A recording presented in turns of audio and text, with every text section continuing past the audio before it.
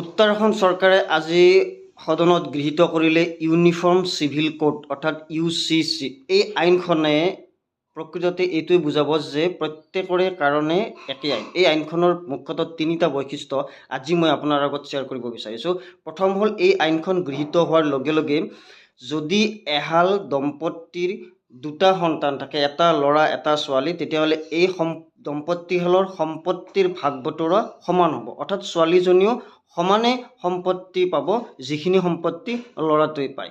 ২ নম্বৰতে ছোৱালীৰ বয়স 18 বছৰৰ পৰা এই আইনখনৰ জৰিয়তে 21 বছৰলৈ বৃদ্ধি কৰা হ'ল। অৰ্থাৎ 21 বছৰৰ তলত কোনো ছোৱালী এতিয়া বিয়া হ'ব নোৱাৰিব UCCৰ আণ্ডাৰত।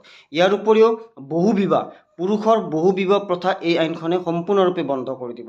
অৰ্থাৎ এগৰাকী পত্নী অৰ্থাৎ এজন পুৰুষৰ পত্নী জীৱিত অৱস্থাত যদি তেওঁ দ্বিতীয় বিবাহত বহে তেতিয়াহ'লে সেই আইন